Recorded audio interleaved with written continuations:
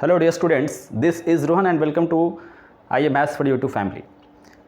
तो आइए बच्चों, आज के सेशन में हम लोग बात करने वाले हैं class 8 chapter exponents and powers का देखने वाले हम लोग solution, step by step solutions करेंगे एक्सरसाइज 12.1 का। तो यदि इस चैनल पे आप पहली बार आए हैं तो निश्चित तौर पे आप लोग चैनल को सब्सक्राइब कर लीजिएगा, बेल आइकन क्लिक कर लीजिएगा, ठीक है ना। और अपने फैमिली फ्रेंड्स के बीच जरूर सेशन को शेयर किया कीजिए। तो आइए बच्चों, हम लोग आज सॉल्यूशन करने वाले हैं इस एक्सरसाइज का और देखने वाले हैं कि जो हमने सीखा था लास्ट सेशन में। यदि आपने इसके जस्ट पीछे वाला सेशन नहीं देखा है, मैं उसका लिंक दे दूंगा डिस्क्रिप्शन में, आप लोग निश्चित तौर पर देख लेंगे और फिर इस सॉल्यूशन की ओर आप लोग जब बढ़ेंगे तो आपको चीज़ें समझ पाने में और आप रिलेट कर पाने में सक्षम होंगे कि किस तरीके से क्वेश्चन सॉल्व हो रहे हैं। तो इसमें हमने लास्ट सेशन में बच्चों बहुत सारी चीज़ों का जिक्र किया है, बेसिक इंट्रोडक्शन पूरा उस सेशन में, ठीक है, कवर किया गया है। तो आप लोग जरूर से देख लीजिएगा। देखिए, पहला क्वेश्चन हमें कह रहा है इवेलुएट करने के लिए, यानी क्वेश्चन हमने नोट कर रखा है। 3 क्वेश्चन हैं फर्स्ट के अंतर्गत, 3 to the power -2, -4 to the power -2 और 1/2 होल टू द पावर -5। इसको इवेलुएट करने के लिए कह रहा है। तो देखिए, ऐसा जब दिया गया होता है, जबकि पावर नेगेटिव दिया गया होता है, तो ऐसे कंडीशन में हमें क्या करना होता है, multiplicative inverse. That means Hindi में इसको कहते हैं गुणात्मक प्रतिलोम, ठीक है। तो मल्टीप्लिकेटिव इनवर्स ऐसे करना पड़ता है। यह करने का पर्पस क्या होता है हमारा बच्चों, कि वैसे क्या होता है कि पावर आपका जब आप रेसिप्रोकल करोगे तो आपका पॉजिटिव में चेंज हो जाएगा, ठीक है ना।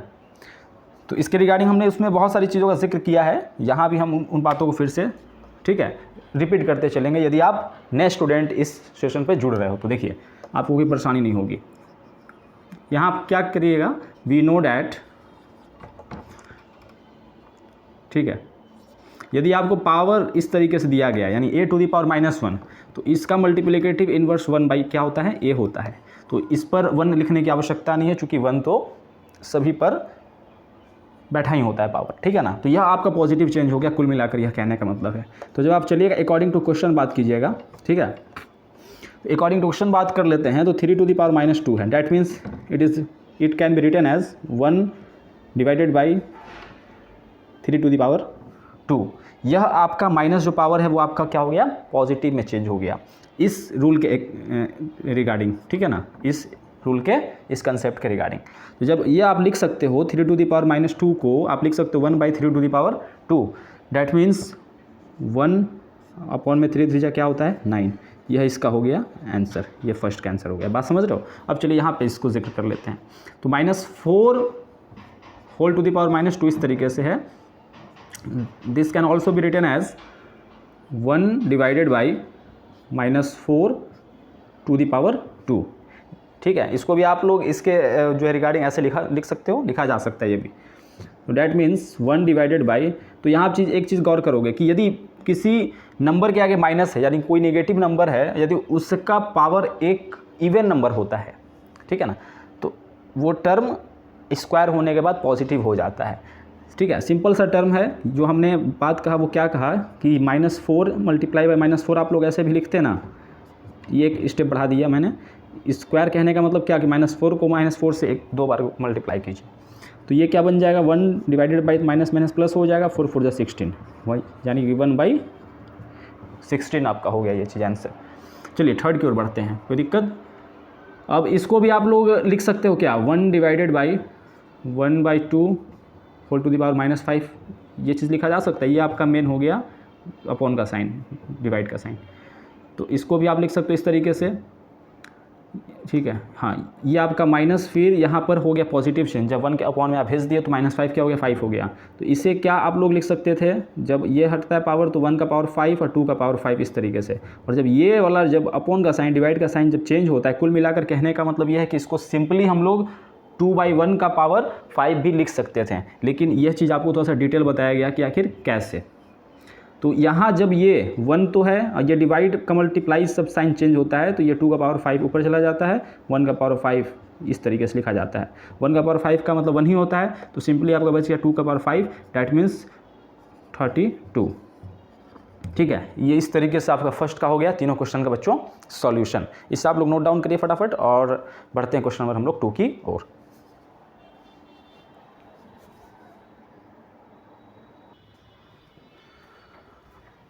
तो आइए बच्चों, बढ़ते हैं क्वेश्चन नंबर हम लोग 2 की ओर, ठीक है। देखिए क्वेश्चन नंबर 2 में क्या कहा गया कि सिंपली है ना, simplify and express the result in power notation, यानी जो भी आपको रिजल्ट इस तरीके से दिए गए हैं, कुछ आपको मतलब ठीक है इस तरीके के फॉर्म में है सवाल, यहाँ पे आप देख सकते हो, तो आपका जो भी रिजल्ट होगा वो पॉजिटिव एक्सपोनेंट के साथ होना चाहिए और पावर नोटेशन फॉर्म में आपको इंडिकेट करना है। समझ रहे हो बात को? देखिए क्वेश्चन हम लोग शुरुआत करते हैं पहला से। फर्स्ट में आपको देख सकते हो इस तरीके से है -4 whole to the power 5 divided by -4 whole to the power 8। तो यहाँ आप एक चीज़ गौर करोगे कि बेस सेम है, बेस सेम यानी कि -4 इस तरफ भी -4 इस तरफ भी और बीच में डिवाइड का साइन है। तो ऐसे कंडीशन में हमने बताया था कि आपका पावर क्या होता है, माइनस होता है, ठीक है ना। डैट मीन्स एक बेस आप ले लोगे और जो पावर है 5 माइनस में 8 हो जाता है रूल के अकॉर्डिंग। तो यहाँ आपका हो जाएगा -4 to the power 5 minus 8 that means -3। अब इस फॉर्म में आया है तो आपको क्या करना है कि पावर नोटेशन में तो होना ही चाहिए लेकिन पॉजिटिव एक्सपोनेंट के साथ, तो आपको पॉजिटिव चेंज करना है। तो अभी हमने जस्ट फर्स्ट क्वेश्चन में जिक्र किया है, इसको आप लिख सकते हो 1 डिवाइडेड बाई -4 और जो है टू द पावर, ठीक है 3। तो यही आपका हो गया आंसर। चूँकि अब इसको एक्सपेंड करना नहीं है, आपको बोला है क्या कि पावर नोटेशन फॉर्म में ही करना है लेकिन पॉजिटिव एक्सपोनेंट के साथ। तो यह चीज़ आप देख पा रहे हो कि पॉजिटिव एक्सपोनेंट के साथ भी है और जो आपका पावर ठीक है नोटेशन फॉर्म में भी है। बात समझ रहे हो? तो यह हो गया फर्स्ट। अब इधर बढ़ते हैं हम लोग। देखिए इसको आप सॉल्व कीजिएगा तो क्या लिख सकते हो आप लोग, 1 देखिए होल टू द पावर 2 है, डैट मीन्स जब ये ब्रैकेट हटेगा तो 1 पर पावर भी जाएगा 2 और 2 का पावर 3 जो है इस तरीके से इस पर भी जाएगा 2। तो इसको आप बढ़ा सकते हो, 1 का पावर कुछ भी रहे तो 1 ही होगा, divided by 2 to the power, यहाँ पर हो जाएगा 3 2 जा 6। ये हो गया आंसर, ठीक है ना। अब थर्ड की ओर बढ़ते हैं। कोई समझने में कोई भी दिक्कत है आप लोग कमेंट सेक्शन में बिल्कुल जिक्र कर सकते हो। बाकी ठीक है, यदि आप सेशन पूरी तरीके से लास्ट तक देखोगे और यदि आपने इंट्रोडक्शन वाला पार्ट को भी नहीं देखा है, यदि आप देख लोगे बच्चों तो गारंटीड है कि कोई आपको चीज़ों में परेशानी नहीं होगी। तो आइए देखते हैं अब आगे हम लोग। यहाँ पर एक चीज़ आप गौर कीजिएगा, यहाँ पर दिया गया -3 टू द पावर 4। पहले इस चीज़ को मैं लिख लेता हूँ, -3 to the power 4 multiply by 5/3 to the power whole to the power 4, इस तरीके से है ना। तो आप इसको एक चीज़ ध्यान दोगे कि ये इसको लिख सकते हो -1 टू द पावर 4 और multiply by 3 to the power 4। मतलब इसमें से हमने -1 को एज अ कॉमन मतलब बाहर किया तो इस पर भी पावर 4 होगा और 3 पर भी पावर 4 होगा। कोई दिक्कत इसमें है तो आप लोग पूछ सकते हो। अब इसको आगे बढ़ाइएगा तो यहाँ भी जब 4 यहाँ ब्रैकेट हटेगा तो 5 पर पावर 4 और नीचे भी हो जाएगा 3 पर पावर 4, इस तरीके से। फिर देखिए -1 का पावर 4 यहाँ दिया गया, मतलब जो एक्सपोनेंट है आपका वो आपका पॉजिटिव है 4, मतलब इवन नंबर है। तो -1 का जब पावर 4 कीजिएगा तो 1 ही होगा और यहाँ पर 3 टू द पावर 4, देखिए यहाँ भी 3 है यहाँ भी 3 है, ठीक है ना।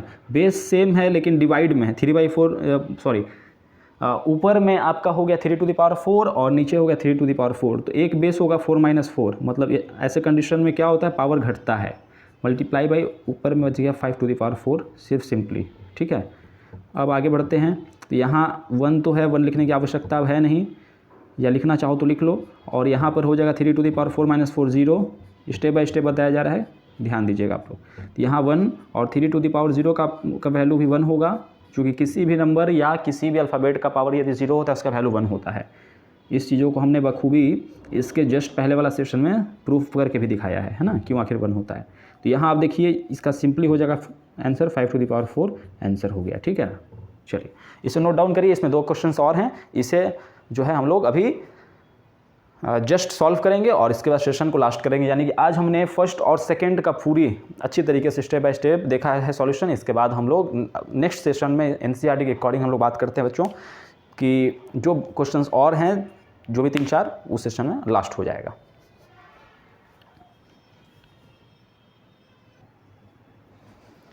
तो आइए बच्चों अब देखते हैं हम लोग क्वेश्चन नंबर आगे 2 का जो सेकंड लास्ट क्वेश्चन हैं 4 और 5, इसको देख लेते हैं, ठीक है ना।